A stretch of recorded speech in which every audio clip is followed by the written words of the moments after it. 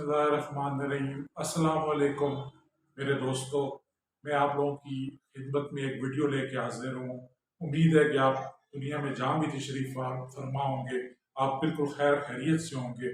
और मैं जो है आप दुआ करता हूँ कि आप जहाँ भी रहें, अल्लाह के फजल और करम से कायम व दायम रहें। और आज का जो मेरा टॉपिक है वीडियो का, वो है स्टडी कैसे करनी है या हाउ टू स्टडी। तो इसमें मैं आप लोगों के साथ 5 पॉइंट शेयर करने लगा हूँ और आपकी खिदमत में पेश करने लगा हूँ 5 पॉइंट्स। और उस हवाले से मैं बताऊंगा कि आपने स्टडी कैसे करनी है। ये पहला पार्ट है मेरी वीडियो सीरीज का। और पहले पार्ट में मैं आपको बता रहा हूँ कि किस तरह स्टडी करनी है। कुछ पॉइंट्स मैं आज डिस्कस करूँगा, फिर आने वाली जो मेरी वीडियोज़ होंगे उनमें भी डिस्कस करेंगे। बीच में हम कुछ और वीडियोज़ भी बनाएंगे, तो वीडियो का सिलसिला ये चलता रहेगा। और मुझे आप लोगों की मोहब्बतें, दुआ चाहिए कि मैं अपने सीरीज को कामयाब करूं और अपने वीडियोस को कामयाब करूं, लोगों तक ज़्यादा से ज़्यादा पहुंचाऊं। आप भी अपने दोस्तों तक ज़्यादा से ज़्यादा पहुंचाएं। इस वीडियो को सब्सक्राइब करें, बेल का आइकन भी क्लिक कर लें। और चलें हम अपने टॉपिक की तरफ चलते हैं। स्टडी स्टडी कैसे करनी है या हाउ टू स्टडी। इंग्लिश में बोलेंगे तो हाउ टू स्टडी, और उर्दू में बोलेंगे तो स्टडी कैसे करनी है, मुताला कैसे करना है। अगर आप कोई भी किताब पढ़ते हैं, कोई भी किताब है चाहे, उसके लिए आप जो है उसमें पहला पॉइंट की तरफ हम आते हैं कि हम उसकी डेफिनेशन बता देते हैं कि आप कुछ भी पढ़ते हैं, कोई किताब पढ़ते हैं और उसमें अगर जो है आप उसमें मुख्तलिफ जो है मतलब पहले आप उसको एक रीडिंग देते हैं, फिर आप उसको समझने की कोशिश करते हैं, फिर आप समझते हैं कि उसके बाद हमने से कुछ खास पॉइंट्स जो हैं वो याद करने की जरूरत है। तो ये एक स्टडी का प्रोसेस है और इससे बहुत से लोग सीखते हैं। और ये एक लर्निंग प्रोसेस है, स्लो लर्निंग होती है। ग्रेजुअली इंसान जो है आहिस्ता आहिस्ता बहुत कुछ अपनी ज़िंदगी में सीखता रहता है।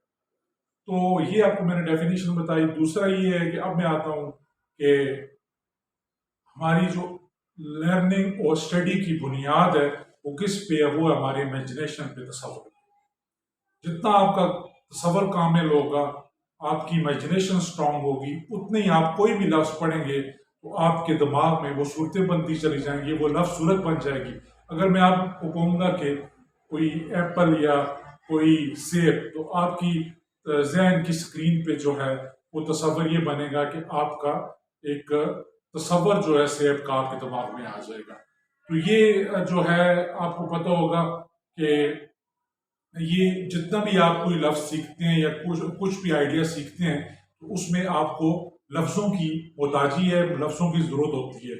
और वो लफ्ज़ आपकी पर्दा स्क्रीन पर, जो दिमाग की स्क्रीन पर आपके जो है वो असल शक्ल में वो सूरतें बनाते चले जाते हैं। इस तरह आप सीखते हैं और इसी से आपको ज़बान की भी अहमियत का एहसास होगा कि ज़बान जो है वो कोई भी हो, आप उसको पढ़ते हैं, कुछ आप वर्ड्स पढ़ते हैं, कोई लफ्ज़ पढ़ते हैं, तो आपकी जहन की स्क्रीन पर वो चीज़ें, वो पिक्चर जो है वो तस्वीरों के साथ एक मुसलसल मूवी जो है वो बनती चली जाती है। ये जो बात है, इसको मैं फर्दर जो है एक्सप्लेन भी करूंगा, बताऊंगा भी आपको। लेकिन मैं अब अपने तीसरे पॉइंट की तरफ आना चाहता हूँ कि आप जो है जब आप किसी टॉपिक को पढ़ रहे हैं, और वो है जी आप जो है मेक अ कॉन्सेप्ट और आइडिया, जो है आप कॉन्सेप्ट या आइडिया अपना क्लियर करें। जब आप कोई बुक पढ़ते हैं, सबसे पहले आपको उसके जो है उसके थीम को पकड़ना होता है, उसके आइडिया को, उसके कॉन्सेप्ट को पकड़ना होता है। अगर तो वो कॉन्सेप्ट जो है वो आप समझ गए, तो फिर याद करना बहुत आसान हो जाता है। फिर आप उस चीज़ को मुख्तलिफ चीज़ों से टैली भी कर सकते हैं, और इस पर मैं और डिस्कशन करूँगा। लेकिन बस आप ये समझें कि कोई भी आप चीज़ पढ़ते हैं, आप उसको पहले समझने की कोशिश करें कि उसका थीम क्या है, उसका कॉन्सेप्ट क्या है, उसका आइडिया क्या है। ये था मेरा तीसरा पॉइंट जो है, मेक कॉन्सेप्ट और मेक रियलिस्टिक कॉन्सेप्ट जो है उसके बारे में। और चौथा जो मेरा पॉइंट है वो अब मैं आता हूँ कि आपको मैंने बताया कि जो है किताब पढ़ने से आपकी जहन की स्क्रीन पे जो है तस्वीरें बनती चली जाएंगी, और वो तस्वीरें मिल के वीडियो की फॉर्म जो आपके दिमाग में आती जाएगी। और ये तरह एक रनिंग कमेंट्री आपके जो है अंदर भी चलती रहती है। इस पर भी बात करूँगा मैं फिर कभी।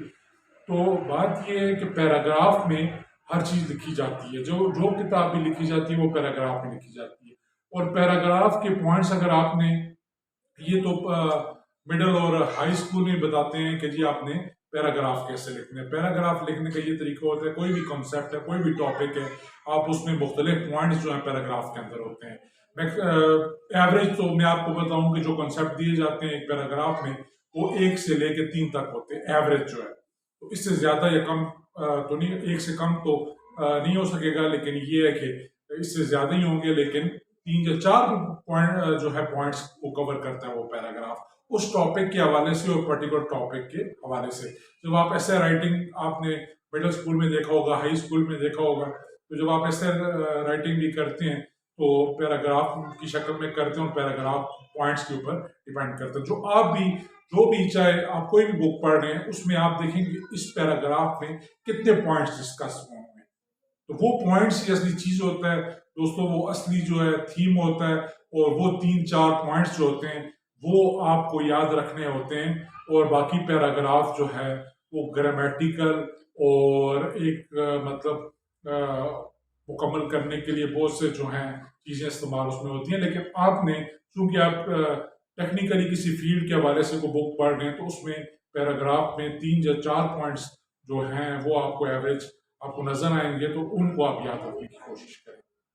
मेरा जो 5वां पॉइंट है जिसके ऊपर मैं बात करना चाहता हूँ वो है कि आप स्टडी में प्रायोरिटीज अपनी सेट करें। Set your priorities.